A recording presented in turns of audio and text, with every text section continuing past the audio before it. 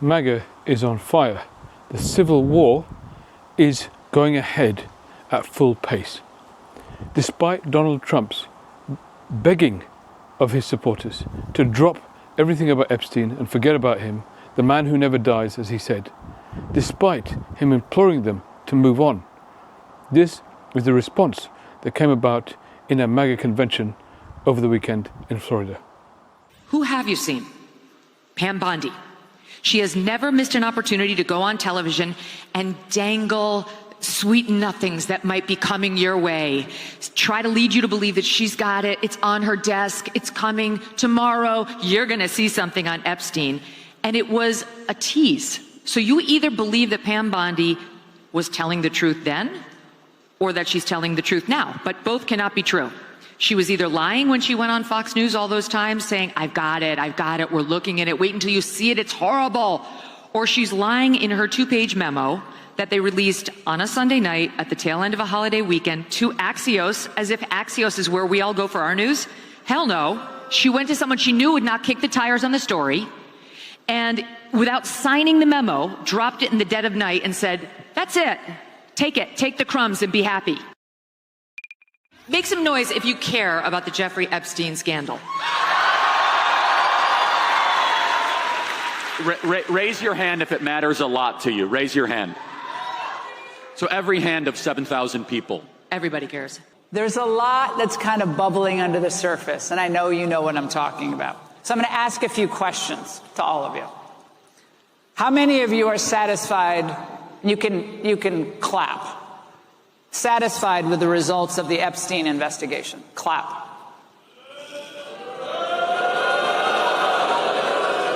Okay, I told you to clap. You guys aren't listening.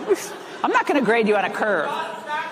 So I was going to get to that. How many of you are not satisfied with the results of the investigation?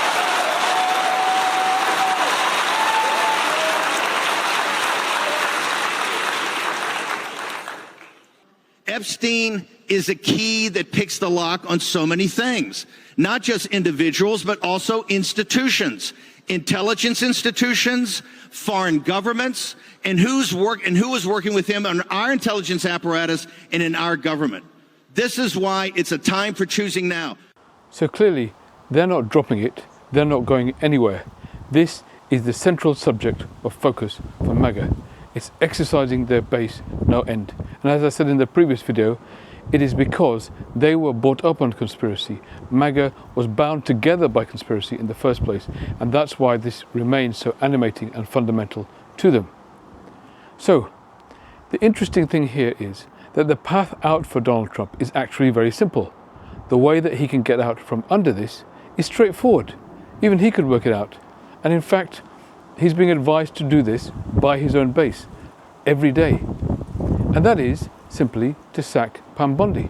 Because if he sacks her, then he can blame it all on her and say that she took the wrong turn, the wrong path, made the wrong choice, and so he's going to put in place an attorney general that will do the right thing and make sure all the right information gets out. That would be the simplest thing for him to do. But he's not doing it. He's actually doing the opposite of that. He came out in statements on Truth Social and other media to make very clear that he fully backs and supports Pam Bondi and that she's doing a great job and he wants her to stay. Now, why is he doing that? Instead of taking the obvious path from getting out of the scandal, which is consuming the whole of his base, he is backing the person who is vilified for it, backing the person who is carrying the can for it. Now, essentially, there's only one reason why he would do that. There's only one logical reason why he wouldn't take the obvious path and sack and dispatch the person who's most associated with the decision of closing down the Epstein case and not pursuing the release of any files. And that reason is that he is the one who told her to do it. She's acting purely and exclusively on his instruction. In fact, that makes sense because she has proved herself to be slavishly loyal to Trump under all circumstances. Remember, she was the one who represented Trump in court when he was challenging the 2020 election results. She's a complete subservient agent of Trump. So there is no circumstances in which, there is no world in which she would freelance and make a decision around the release of the Epstein list without his approval. So he's the one who told her to do it. That means that sacking her is useless, because whoever replaces her would be in the exact same position. That person would also have to deny the release of any Epstein files. So this means that there is something that Trump doesn't want released. And he's so determined to avoid its release that he's prepared to take this amount of opprobrium, this amount of vilification from his own base in order to avoid this coming out.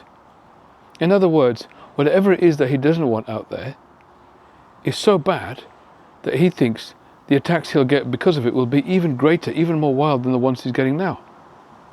Now, he has also hinted at the idea that there is some file, some list out there. You see, in a recent Truth Social post, Trump actually said that we can't trust whatever was compiled by the previous Biden and Obama administrations.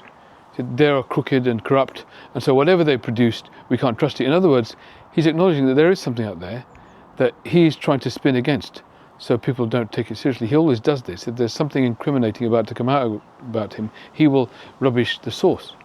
So it seems that that's what he's already engaged in. He's rubbishing the source, because obviously these things were compiled before his second administration. So he's now rubbishing the source and saying, whatever it is out there, it's a load of rubbish, it must be all crooked anyway. So he's kind of acknowledging there is something out there. In fact, Elon Musk said that. Elon Musk then responded saying, well, you've actually you've mentioned the Epstein files several times in your own response here. So they must exist. By admitting that the Epstein files are real and have been written, and that you've read them and you don't like their contents and they were written by your enemies, doesn't make the most compelling case as far as I'm concerned. Holy moly. Now, what could be the reasons for blocking their release?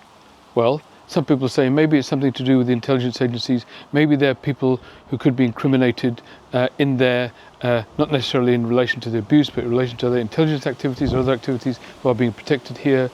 That's one theory. So maybe Trump is protecting them and protecting intelligence agencies. But the truth is, that has never stopped him from leaking stuff in the past. If you might remember, in his first administration, Trump actually leaked a whole range of Israeli intelligence information to the Russians. He had a meeting with Lavrov in the Oval Office, the Russian foreign minister, and in that meeting he came out and told Lavrov a whole series of secrets that had been gleaned from Israeli intelligence, and in so doing he endangered the lives of a number of Israeli intelligence officials. So Trump is not somebody who in any way follows protocol around this. He's not in any way scared of revealing secrets that intelligence agencies have told him to keep secret. He doesn't believe them half the time, and when he does, he just leaks them off onto the Russians. So it can't be anything to do with intelligence that's bothering him, that's making him go out of his way to become unpopular with his base to suppress all this information. And we know fundamentally that the only person Trump is really concerned with protecting is himself. So the only person that this list contains that worries Trump is himself. So from what has transpired so far, just over the last few days, we know several pieces of information that appear to be fact. First of all, there is some kind of a list or file or dossier, some kind of information that is out there about what happened with Epstein. Secondly, we know that the person who is blocking its release is actually Donald Trump himself. Pam Bondi is out there as a sort of shield. She took the action, but the one telling her to take the action was Donald Trump himself. Thirdly, we know that in all likelihood, the person who will be incriminated by the release of the information is not likely to be any other intelligence sources or anything else like that. It's likely to be him. So for the first time, I think, since 2016, since the formation of MAGA, MAGA seems to be uniting with the rest of the entire population of the US, indeed the entire population of the world, as together in unison, all ask the same question. What is it that Donald Trump is now hiding? hope you enjoyed the video. I hope that you might consider liking and also commenting in the video. We're creating a beautiful community here of people who are supporting each other through this deeply traumatic time in world history, commenting on each other's comments and giving supportive responses to each other when we're sharing the difficulties that we're going through. So it's a lovely, supportive community we've got here, and I hope you can join us too by liking, making comments and subscribing to the channel as well. I also have a bookstore, russellsbooks.com. I hope you might consider going there, buying some of the books in which I describe some of the psychologies of the people around us and the world around us, and also helping us gain awareness of our own inner worlds too, in a way that will help us navigate this difficult time in world history. I hope you can also consider joining and becoming a member of the channel, where you'll get these ebooks for free as part of that package as well. Finally, I also hope that you consider signing up to my e-newsletters. Whether you become a member or not, that's absolutely worth doing, because that way we can always stay in touch. I'll always keep you updated every few weeks about my content so that you don't miss anything, because let's face it, all of these platforms are currently owned by a very small number of oligarchs. At any point, they can just decide to shut down a channel like mine. So if we stay in touch via this e-newsletter, you'll always be able to link up to whatever I'm doing and whatever content I'm producing. The link is in the description, as well as the description of the channel. Fill up the form and we'll be able to stay in touch long term that way too. I hope you can stay connected. You can become and stay a part of this community so that we can all work to create a better tomorrow together. Thank you.